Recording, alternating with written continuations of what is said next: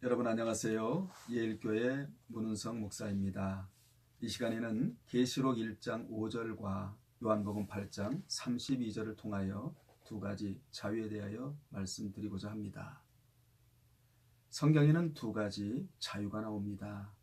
하나는 영혼의 자유이고 또 하나는 양심의 자유입니다. 그러면 두 가지 자유 중에 첫째, 믿음에 의한 영혼의 자유가 있습니다. 믿음에 의한 영혼의 자유는 주 예수 그리스도를 자신의 구속주로 믿어 얻는 자유를 말합니다. 이 영혼의 자유를 헬라어로는 뉴오라고 말합니다. 이 단어가 계시록 1장 5절에는 해방이라고 표현되어져 있습니다. 이 뉴오의 동사의 뜻은 사망에서 생명을 얻었다는 뜻이고, 그리고 사망의 노예에서 자유를 얻었다는 뜻입니다.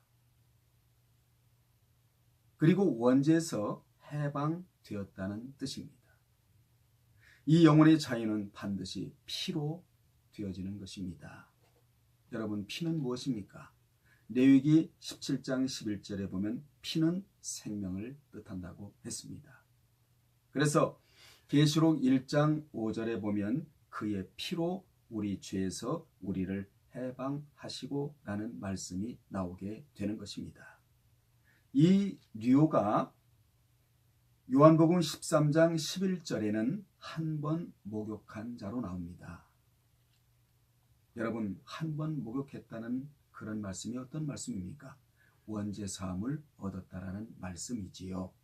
원죄 사함을 얻은 자는 발밖에 씻을 필요가 없다라는 말씀이 나오는데, 구원을 얻은 이후에 원죄 사함을 얻은 이후에는 자범죄밖에 씻을 필요가 없다라는 말씀이 거기에 나오고 있는 것입니다.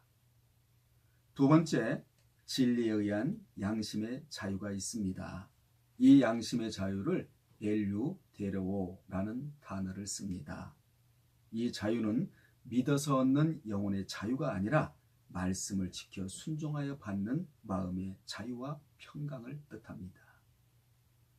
이 마음의 자유와 평강이 요한복음 8장 32절에는 어떻게 나오느냐면, 진리를 알지니 진리가 너희를 자유케 하리라, 이렇게 나오는데, 여기에 진리가 너희를 자유케 하리라에서 이 자유가 바로 마음의 자유를 말씀하고 있는 것입니다. 예수님께서는 진리에 의한 양심의 자유가 무엇인지를 가르쳐 주시려고 먼저 31절에서 자신의 말씀 안에 거하면 자신의 참 제자가 되리라 라고 선언하시고 난 이후 곧바로 32절에서 너희가 진리를 알게 될 것이며 그 진리가 너희를 자유케 할 것이라고 선언하셨습니다. 뿐만 아니라 로마서 6장 18절에서도 죄에게서 해방되어 의에게 종이 되었느니라 해서 거기에 해방도 바로 엘유데로, 즉 양심의 자유를 뜻합니다.